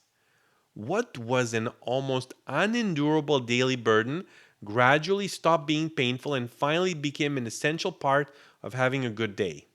The strenuous daily program started to give you a high of good feeling. You didn't just start feeling differently about an exercise workout. Underlined, your very muscles, tendons, and tissues, your heart and your lungs changed. One way of looking at it, and a fairly accurate way at that, is that you become a different person. One consequence of becoming a different person is that you will become less vulnerable to trends and fads. Confident in what you know and who you have become, you will successfully avoid the demoralizing chatter of the envious. For instance, as you develop your own business skills, you will be subjected to a tiresome barrage of criticism of business. Business is driven by greed. Business is only good to the extent it is regulated by government. Business professionals are overcompensated. While there may well be some individuals about whom these criticisms could be true, that hardly constitutes a legitimate indictment of the profession of business. You will be able to smile politely, avoid the argument, and remain immune to the poison. Ooh, I need that one. Smile politely. Avoid the argument and remain immune to the poison. You probably already realize that acquiring more money will require that you learn not only new facts, but also new intuitions and new ways of responding to situations. Seeing oneself as having become an entirely new and different person is essential to any major growth step. It is an accurate perception. If you really grew, then you really changed. It is as simple as that. It is no accident that many fervent religious believers describe their spiritual advances in terms of being born again. circled. Becoming a different person is not nearly as formidable as it sounds. Before I show you how to do it, let me emphasize for you why doing this is so necessary, right? So, if you really grew, then you really changed, going back a couple of sentences. It is as simple as that. So, the proof of me having grown is that my behaviors change. And also, God willing, my bank balance changes as well. My goals change, my bank balance changes, my behavior changes, my relationships change. I'm very thankful that so many of my relationships have really changed for the better. Very, very thankful for that. So thanks God Almighty for inspiring me to go through the steps of changing my character traits. So that I can change in my relationships, and thereby my relationships and my fulfillment in relationships and my satisfaction changes. Huge. That's a game changer. I tell a few people recently, this is the happiest I've ever been in my life. You're literally watching the video of somebody who is the happiest I've ever been in my life. And you can't pay that in money. Money doesn't, you cannot, like $1 billion for somebody who just doesn't know how to be happy, cannot buy them happiness. It's just not going to happen. But the work of improving your character traits and changing yourself by God's will, that will get you happiness. So your efforts can buy you happiness. Success requires learning and practice. Suppose you were interested in becoming proficient in self-defense. You might start by reading several excellent books on martial arts. Will you now be ready to fearlessly tread the mean streets after dark? Of course not. Imagine this scenario. As a malevolent arm snakes around your neck from the rear, and a hand and cold object prods you in the ribs, you bravely reach into your pocket to locate your well-worn copy of Everyone's Guide to Self-Defense. You try to flip through the pages as you grasp for breath. Chapter 7, you recall, describes suitable responses to attacks from behind. Unfortunately, by that time, the sad outcome of this unpleasant encounter will be difficult to change. It would not even have helped much had you memorized the contents of the book. The only way to improve your confidence on the streets in a meaningful way is to attend classes regularly and practice the moves until they become second nature to you. That way, when attacked, your body will automatically respond in mere milliseconds. You will react instantly, powerfully, and effectively because you bypass the slow logic centers of your brain. Your Bruce Lee will have been activated. To the utter dismay of your assailant, you will have become a new person, quite different from the fearful old victim he mugged last year. The parallel to business will become clear when you recall some negotiation or other in which you thought of dozens of brilliant and inspired thrusts and counter thrusts. The only problem was that you thought of these illuminating points during the ride back from the meeting well after its conclusion. During the very transaction itself, you were so busy trying to keep up your side of the negotiation that you had no chance to let your genius shine forth. You obviously would have done better had you just been a different, more experienced negotiator. How does one become a better negotiator? Short of, obviously, watching Negotiation Mastery. What's the gentleman's name? Well, he's very famous and he has a YouTube channel called Negotiation Mastery. Sheesh. Okay, if you know it, put it in the comments, please.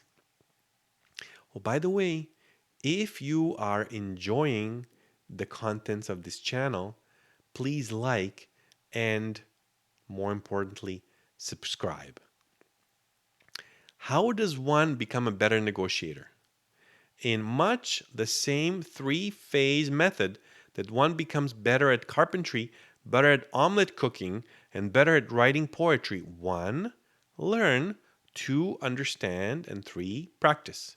Learn, understand, practice. Learn, understand, practice.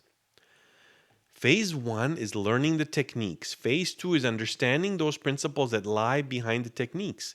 Understanding how those techniques work provides assurance that they will work. Gaining confidence in the ultimate effectiveness of those techniques is important because it helps to provide the motivation to keep going with phase 3. Circled. Phase 3 is doggedly and determinedly practicing, not only to become proficient in the technique, but also to become a different person. When I emphasize the need for practice, I do so in the same spirit as the piano teacher urging her student to practice. It is how the material becomes part of you. This could be why I sometimes refer to myself as a practicing Jew. The implication is not that with enough practice I might one day get it right, although that may well be true, but that by consistently practicing the religiously mandated behaviors by doing different things, I will integrate the desired habits into myself, eventually becoming a new person. You should feel comfortable with the idea of circled, constantly practicing the techniques that will be discussed here and making them a regular component of your daily life. So we'll have some action steps and some homework. What made me write this book? In 1978, I had the privilege of participating. So we're at 3 pages left here. Just a little bit less than 3 pages left on this introduction by Rabbi Daniel Lapin of Thou Shalt Prosper. And it's already real. Just feel it. Like, let's talk about the feeling for a second. When you go to sleep tonight, the last few seconds, put yourself, number one, I mean, it's optional, but you can just go in your regular position of how you fall asleep. That's going to put you asleep faster than if you put yourself, like if you usually fall asleep on your side, then you put yourself on your back. If you usually fall asleep on your back, then you put yourself on your side, right? Or on your stomach or something. And by the virtue of doing that, then you're going to have a longer time because it's going to be a little bit less comfortable to fall asleep. Finally, you might turn to your comfortable place, comfortable position, but you feel the feeling of what this new future will feel like when your family is perfectly taken care of financially, right? When your family is perfectly taken care of financially, when your bank balance is $47,000 and you're able to take that Philippines or Israeli or German or Nigerian or South African or Chinese trip, right? Chinese vacation or trip to your home country or to the old country, right? Or go to Hawaii and go for your 6 weeks, all expenses paid. Nothing to worry about your scuba diving or your surfing trip, right? Like, what do you desire? What do you care? Because that's what's going to drive you. It's not the what and the how. It's the why. The why is the driver. Why do you want to help more people? Why do you want to get better at business? Why do you want to figure out what is your true purpose in life? Why do you want to unearth your soul purpose? That which you are seeking is causing you to seek. In 1978, I had the privilege. So, what made me write this book? What made Rabbi Daniel Lapin write this book? He had the privilege of participating in the founding of a congregation in Los Angeles, which I then served for 15 years. Generally, most rabbis who accept positions in existing congregations must adjust themselves to existing patterns and customs, so as not to needlessly antagonize longtime members. As the founding rabbi of Pacific Jewish Center, I was fortunate in that I was able to set the customs and the patterns that would shape the synagogue's future, hoping to emulate the patterns from ancient Jewish tradition in which the community's leaders and teachers were themselves also engaged in earning their own living. I too declined to accept a salary from the congregation. I decided that instead of being a paid rabbi, I would earn my living in business. With the support of my new bride, I worked for several companies, including Merrill Lynch, supporting my family while gaining business experience. Later, I formed my own real estate finance company. So I guess he was a mortgage broker, I gather. Or maybe he owned the mortgage brokering company itself. I remember this, or I guess he was the lender itself, I guess. I remember the story my father would relate so frequently about the famous 18th century preacher, Rabbi Jacob Krantz of Dubno, Lithuania. Rabbi Jacob Krantz of Dubno, Lithuania. Shortly, by the way, little side note. So Lithuania is, as far as I know, is the home to what's called the Litvak tradition. So this would be, correct me if I'm wrong, this would be the Haredi Judaism branch called the Litvaks, right? So that's kind of Haredi Judaism versus Hasidic Judaism, right? Or like Sephardic Judaism. So in any case, Litvaks, which is really, I guess that's the kind of the level of Orthodox Judaism that I'm attracted to, is like the Haredi Judaism, for their dedication and for just for their style. I'm starting to get attracted to some branches of Hasidic Judaism as well. I'm also very attracted to like Yemenite Judaism and Breslover Judaism. So yeah, but we'll talk more about that next time, and some other time anyway. Shortly before the High Holy Days one year, Rabbi Krantz, oh, by the way, this Monday night we're having Rosh Hashanah. So it's early Sunday morning, it's after midnight on Saturday night. It's September 21st right now, 2025, and the high holidays are upon us. Rabbi Krantz, shortly before the high holidays one year, Rabbi Krantz found himself visiting his friend. By the way, check this out. Time is a spiral. And each year, as we circle around the spiral, each time, each point in that circle of the spiral is connected with that same time underneath it or above it, however the spiral works, from the previous spiral.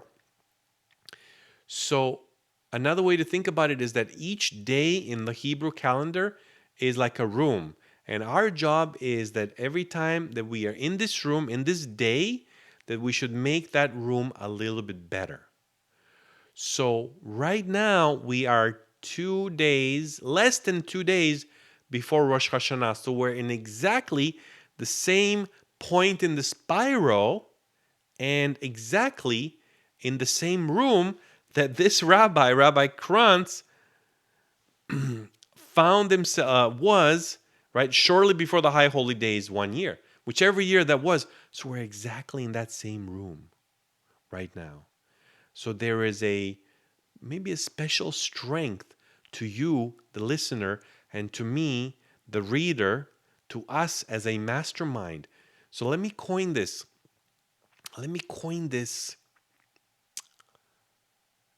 Partnership. That by you following this channel, by you participating in this learning together with me, we are engaging in the formation of a mastermind, that we're helping each other. So what is a mastermind? Let me just define that in brief, that two brains are more powerful than one.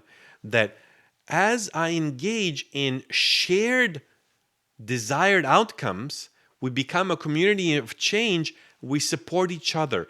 Just like I want you to become more financially successful, I want myself to become more financially successful by God's will. And I want all of the people in this community to become more financially successful. So by sharing our experience, strength, and hope, as we say in recovery terms, by sharing our learnings, by sharing our insights, by sharing our breakthroughs, by sharing our inspiration, our encouragement, our support, our consolation of any failures, right?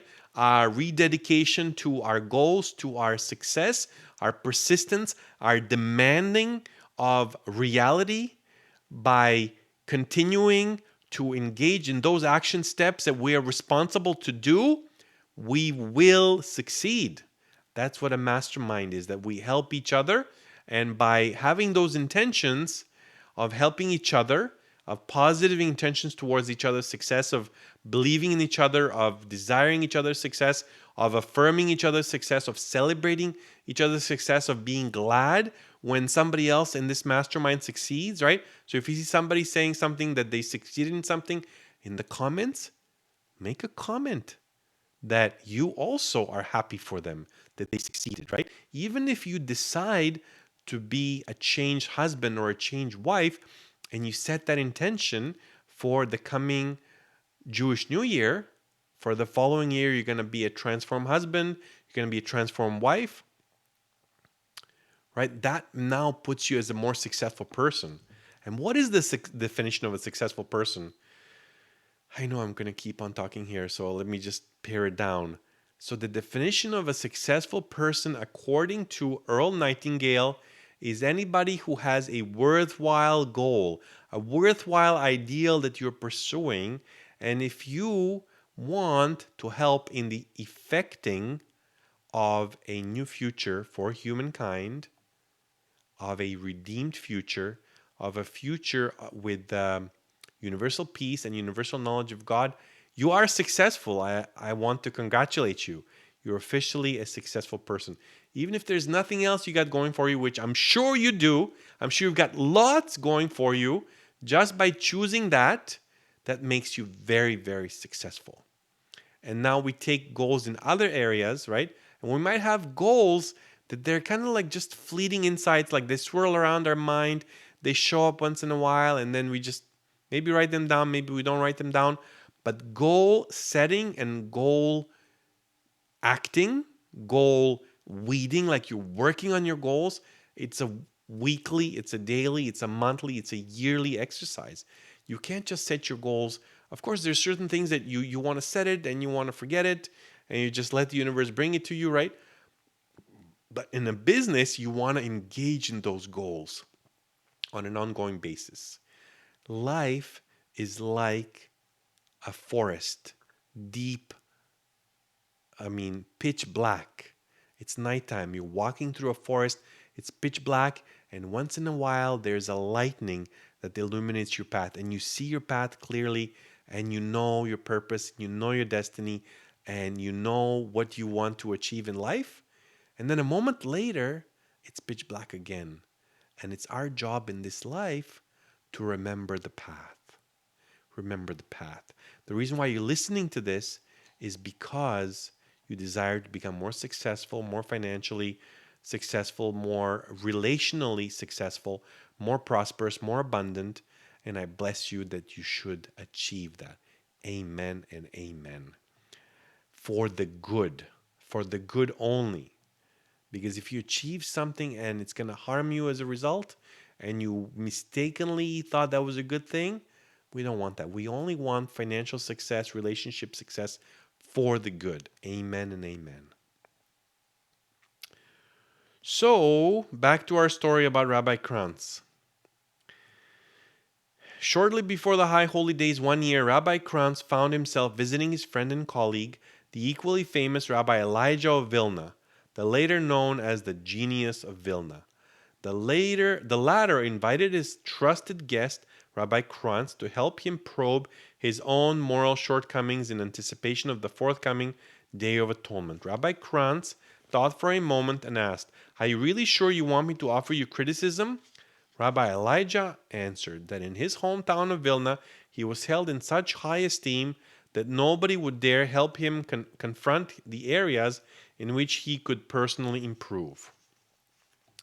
Somewhat reassured but still apprehensive, Rabbi Krantz obeyed the request and criticized his venerable host. As the respected and well compensated leader of the entire Vilna Jewish community, you enjoy the benefits of being able to spend your days in rabbinic research, prayer, and answering questions. You seldom even have to leave your home other than to attend services in the nearby synagogue. Obviously, everyone thinks you're a saint. Why shouldn't you be? What real challenges do you ever have to confront? You have absolutely no idea at all of what life is like for ordinary people who have to struggle in the marketplace each day in pursuit of a livelihood. In the midst of 100 daily opportunities for dishonesty and discourtesy, they still conduct their affairs honorably. During the coming 10 days of penitence, you cannot even begin to compare yourself with those members of your synagogue who are earning a living in business, raising their families, and are engaged in communal welfare. I got this idea to share with you the hack for prosperity, okay? So, you don't need money to have children. You need children to have money. The more children you have, every child is a blessing. And as you have more children, God willing, if it's your destiny and if you so choose, and if you don't choose, I respect that. If you so choose, the more children you have, the more blessings you receive, and thereby the more financially prosperous you become.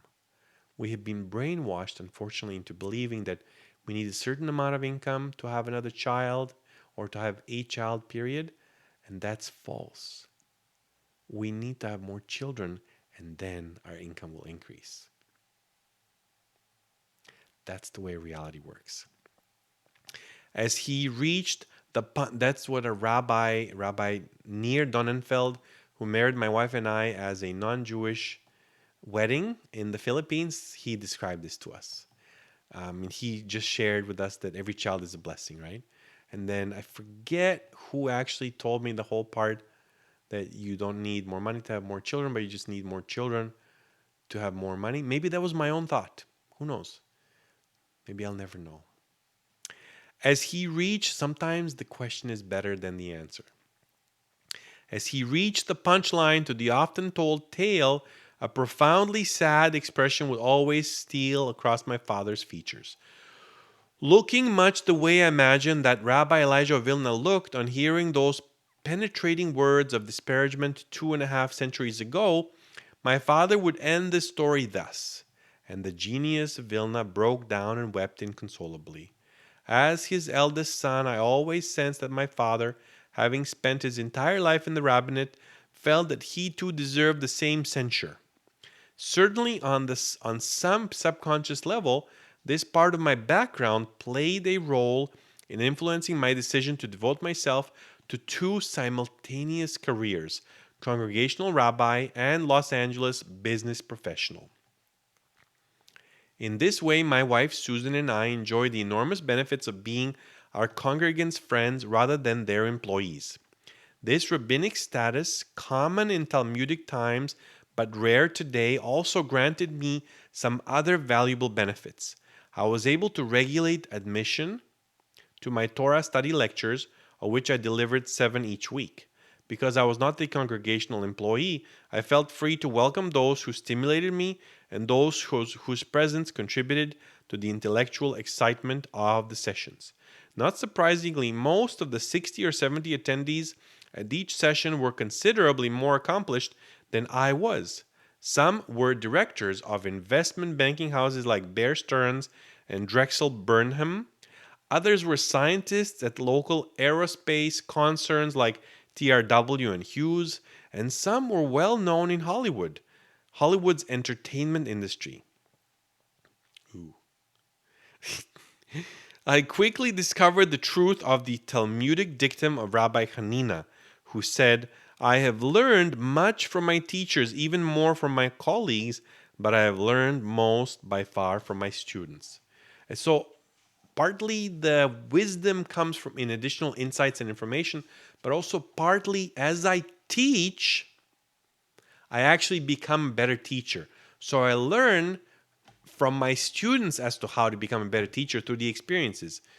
Something I say, somebody might disapprove of, or something I say, it resonates with them. So now, if I have a crowd as such, like such a crowd, where before I said something and it resonated with them, now I have a similar crowd again. I can say again things that I have an idea that are going to resonate with them. So please, I would like you to email me and let me know, what do you like, what do you not like, what should I do more of, what should I do less of, at andreistic@gmail.com. I thank you for your help in helping myself improve. I want to reach the maximum number of people. If this type of work resonates with you and it helps you, of course, you want to help me. I hope you want to help me. I trust you want to help me to reach more people. So if you give me the feedback, that's going to help you, A, enjoy it better, and B, it's going to help you. You're going to actually have a share in helping reach more people, and you're thereby going to earn more merit yourself. In my zeal for rabbinic financial independence, I went further, maybe too much further.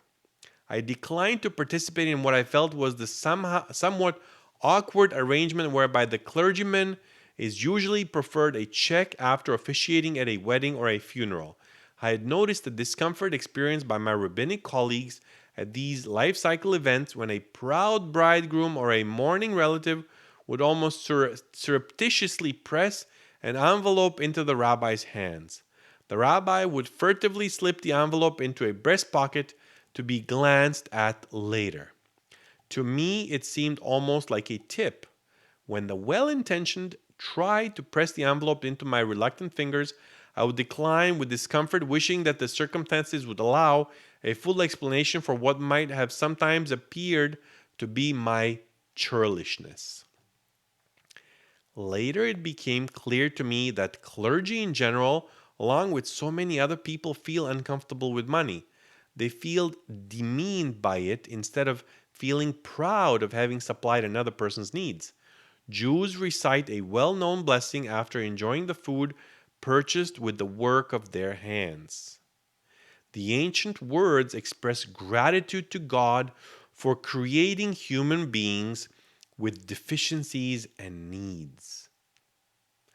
That blessing reminds Jews that helping other people make up for their deficiencies by supplying their needs is how one makes an honorable living. And circled, and I said key, an exclamation mark beside it, when you receive payment after supplying the needs of a client, a customer, your boss, or if you are a member of the clergy, even a congregant, that money is testament to your having pleased another human being.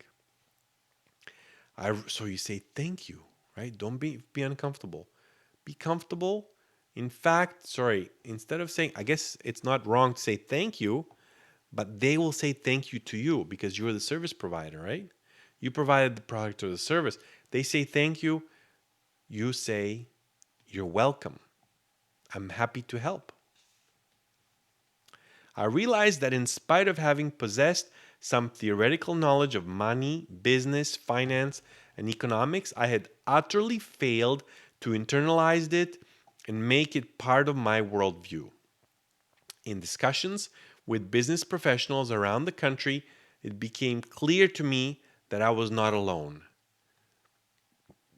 Like them, my business performance was far below where it might have been had I only absorbed and applied all the spiritual rules of financial success. The business failures I suffered were all directly related to ignoring the principles of this book.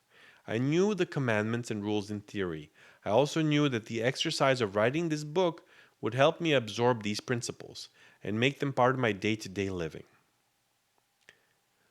So perhaps he's saying that he should have taken the payments at the funerals and the weddings, right? He should have taken the payment instead of refusing, because in any case, he didn't say that explicitly, but that's what I'm thinking, that he's perhaps wishing that he knew that that money that they were offering him is a testament to them having of him having pleased them.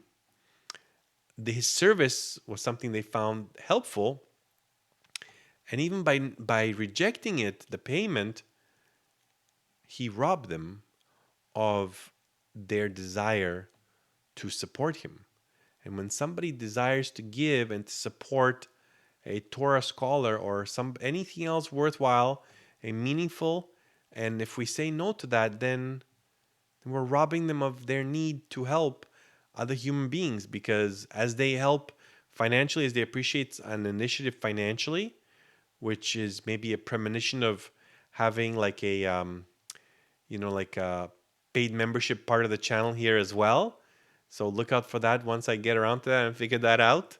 And I won't do it right away. I'll do it at some point in the future, God willing, if I get around to it. Nothing wrong with charging whatever, $5-10 a month for a valuable channel like this, for some additional content, some VIP content, call it, right? I also knew that the exercise of writing this book would help me absorb these principles and make them part of my day-to-day living. I know that reading it will help you do the same. So by reading it, we're absorbing these principles and making them part of our day-to-day living. The Torah, which is the basis of my knowledge in this subject, comprises 613 separate principles, mitzvot, or connection points, how we connect to God. So if I follow these principles of connecting to God, I become a more fulfilled person, a wiser person, and thereby effectively a wealthier person. And even if I'm not wealthier financially, I am certainly going to be wealthier spiritually and relationally, emotionally and psychologically. These are categorized into 10 broad headings that we refer to as the 10 Commandments. I have arranged the material that you need to be prosperous into a similar format of 10 broad headings, each of which encompasses many separate but related permanent principles. And I can't speak for you, but I will tell you that I feel a feeling of expansion. My heart is expanding, my awareness is expanding, my joy is expanding. And by growing this channel, my presence and my impact is expanding. I wish you well, I love you, and I bless you, that God should give you health and prosperity. Amen. Until next time, I'll see you soon.